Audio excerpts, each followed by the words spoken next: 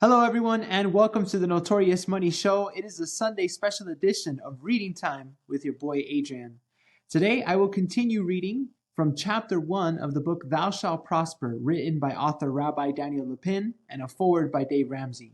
Today's passage is found on page 36, and it is called How We Are Taught That Business is Bad from Early Education. So, as many of you know, this book has been breaking down the philosophy of money and the philosophy of making money through business and reading and observing it from the lens of Jewish people and their ancient culture in ancient Israel. This book has drawn from ancient principles from the Bible and from current Jewish traditions that I think have been so fascinating, so dope to be able to break these down and learn about them so far. So far, we've learned everything about the keys to success, breaking down opportunity plus preparation, and that preparation is learning plus practice.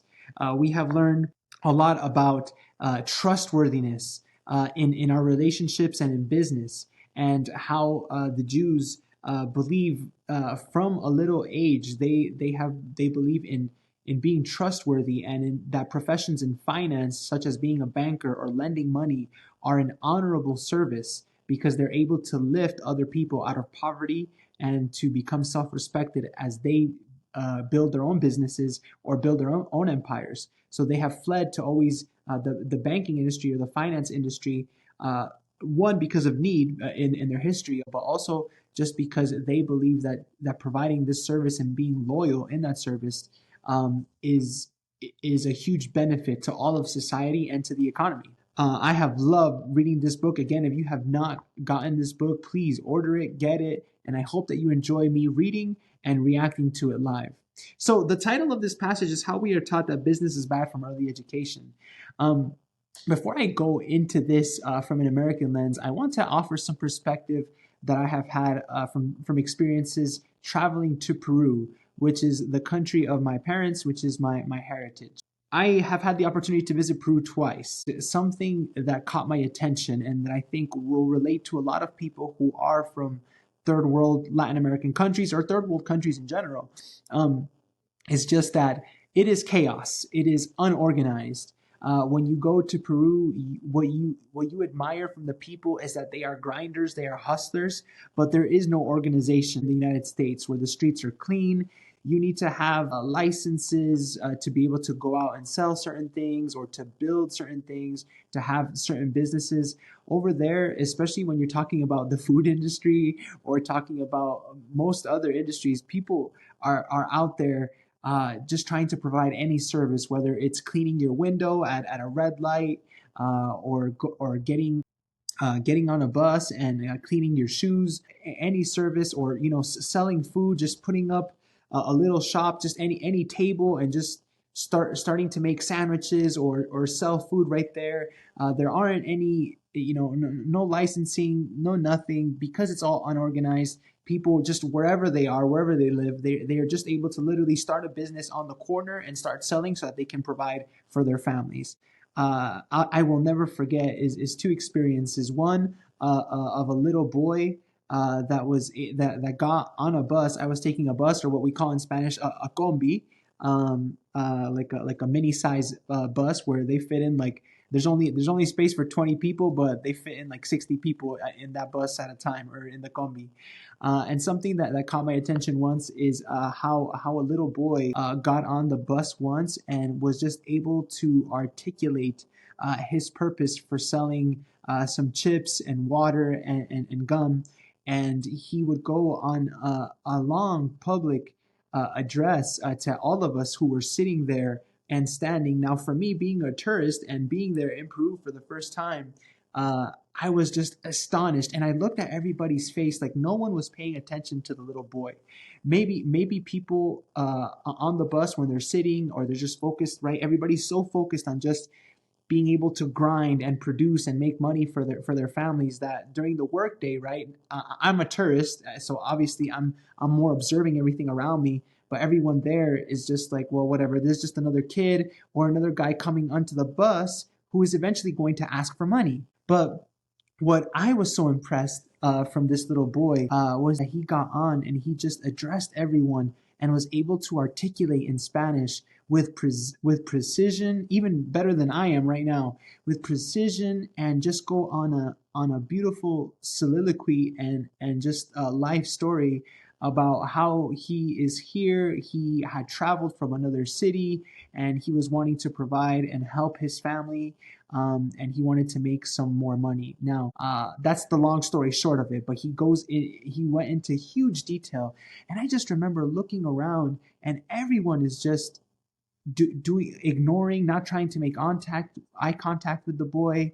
And then after he goes on his speech, that was something that he wanted to do to get to our heartstrings, right? He wanted to connect with us so that then he can ask for the sale, right? And he was selling gum, chips, he had like a little stick with different things, chips, bag of chips hanging out there. He had water bottles, a bag of water bottles, gum, he was just selling stuff so that he can make some money.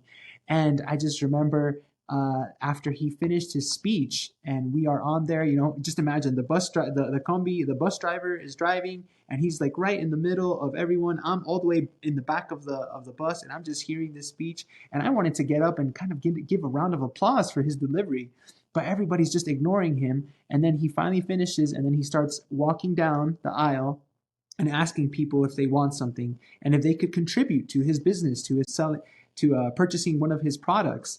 I remember only one lady purchased like a bag of chips and a water bottle, and everyone else was ignoring him, not making eye contact. Obviously, when he came down, I bought 3 water bottles so that I can put it in my backpack. I bought some chips and I bought some gum, and he was just very, very grateful. And then he kept on his way, and then on the next stop, he got off the combi and went on his merry way.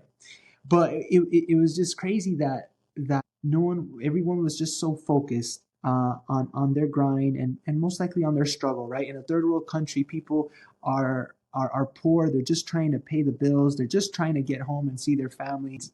But this little boy was able to go out of his way, and he's there asking for their money, and because maybe they're so used to being either scammed or being lied to, right, that they chose to ignore him. And only one lady participated in contributing to his business, and then so did I. But I just remember this because the potential that a lot of these people have to become salesmen or executives or have their own business. Like, I see that potential, and I wish I could have I wish I was only 19 at the time, and I was there visiting Peru for the first time, and I just wish I had enough money at that moment in time to adopt him. I don't know, to train him, to just give him an opportunity to polish his skills and keep growing, or offer him an education, because the talent that he had already was incredible. So I say this because over there, education is really, life is education over there. You have to learn on the go.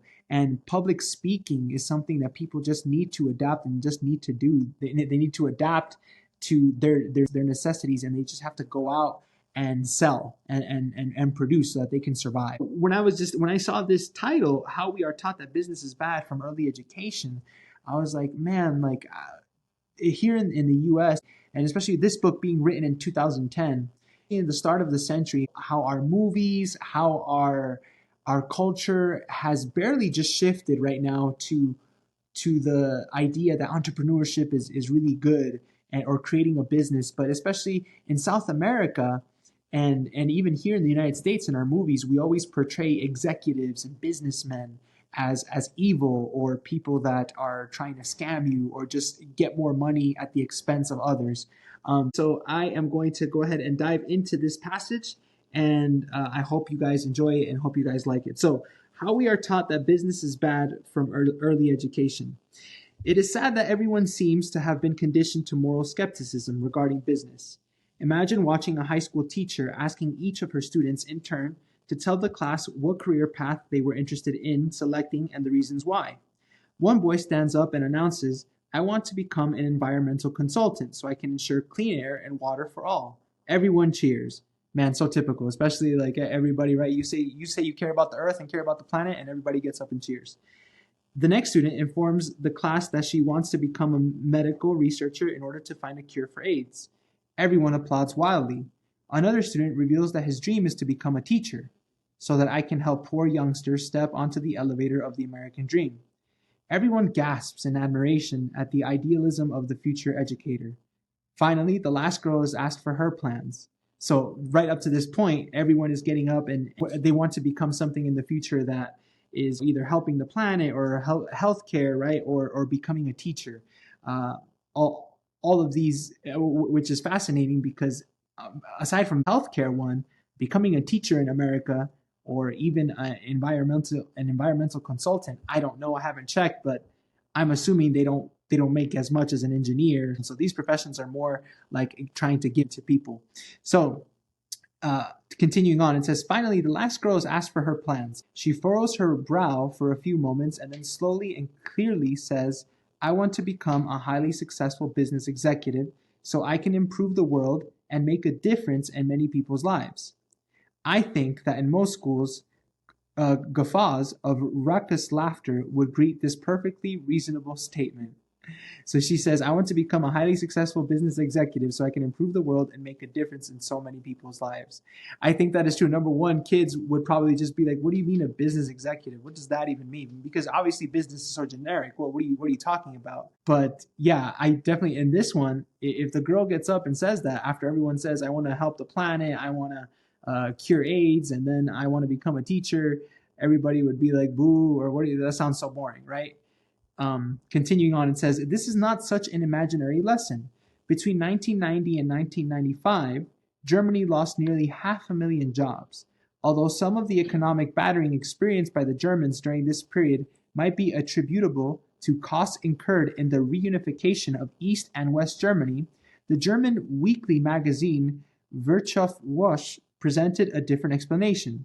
It claimed that the sad economic performance of the country whose industry gave the world the term economic miracle, was due to Germany's educational establishment spending the previous 3 decades teaching kids that money is a bad thing.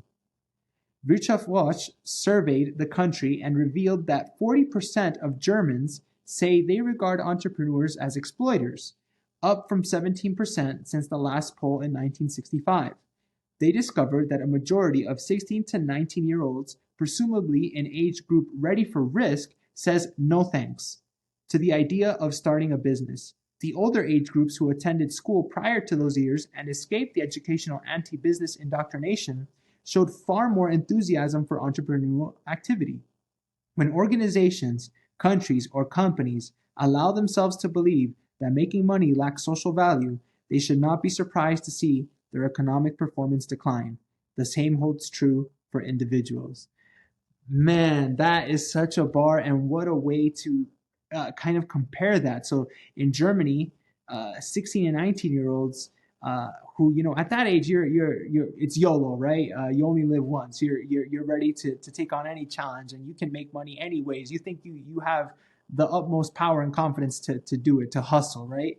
And it's crazy to see that they actually thought that entrepreneurship was bad or kind of evil in this sense. And then I love how he summarizes this passage by saying, when organizations, countries, or companies allow themselves to believe that making money lacks social value, they should not be surprised to see their economic performance decline.